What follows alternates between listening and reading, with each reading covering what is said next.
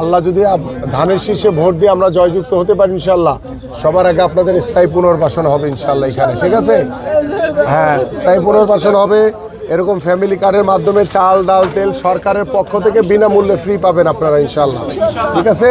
এখন ধানের শীষে আমাকে ভোট দিয়ে জয়যুক্ত করেন ইনশাল্লাহ, ইনশাল্লাহ ইনশাল্লাহ। ঠিক আছে মা, ঠিক আছে, ওকে। তারা কারা আমি কিছুটা আইডেন্টিফাই করেছি, আমি অলরেডি বলে দিয়েছি, যাতে ভবিষ্যতে আমার নাম তো দূরের কথা, যদি একটু 19-20 করে এই দায়িত্ব তার নিতে হবে, ঠিক আছে? এখন আপনাদেরও যদি কোনো কিছু থাকে গোপন কিছু, তাহলে এটা আমার কাছে গিয়ে সরাসরি বলবেন, ভয় পাওয়ার কোনো কারণ নেই। আমরা চাই সবাই ভালো থাকেন, কোনো প্রকার যাতে অশান্তি না হয়, ঠিক আছে? জি জি, আসসালামু আলাইকুম। আসসালামু আলাইকুম বাবা, আসেন। আচ্ছা, এখন আমি আসছি আপনাদের কাছে, আপনাদের এলাকার সন্তান। আপনাদের যখন আগুনে পুড়ে গিয়েছিল তখন আমি আসছিলাম, আমি এখনও আপনাদের সাথে রয়েছি। আমি আগামী 12 তারিখ আল্লাহ বাঁচায় রাখলে আপনারা সকাল সকাল গিয়ে ধানের শীষে ভোট দিবেন ইনশাল্লাহ। ভোট দিয়ে এসে তারপরে নাস্তা খাবেন, এর আগে নাস্তা খাবেন না কিন্তু, ঠিক আছে?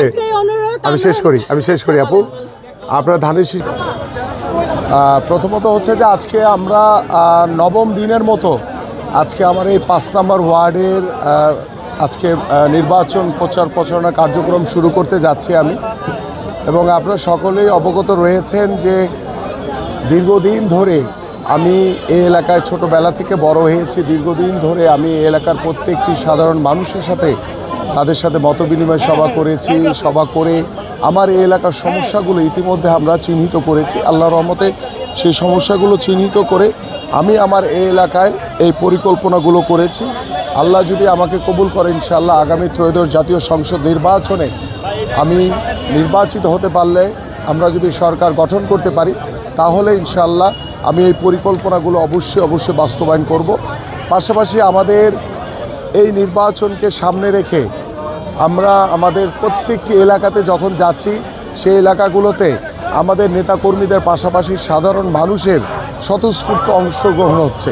স্বতঃস্ফূর্ত অংশগ্রহণের মাধ্যমে সাধারণ যারা এলাকার মুরব্বী রয়েছেন, নারীরা রয়েছেন, ছোট ছোট বাচ্চারা রয়েছে, সকলেই আমার সাথে এই গণসংযোগে অংশগ্রহণ করছে।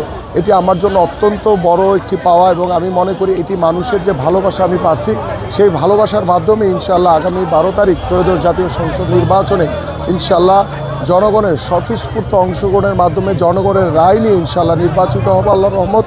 এবং আজকে আমাদের 12 তারিখ ভোটারদেরকে অবশ্যই আমি প্রত্যেকটি ঘরে ঘরে যাচ্ছি, প্রত্যেকটি নারীদের সাথে আমি কথা বলছি।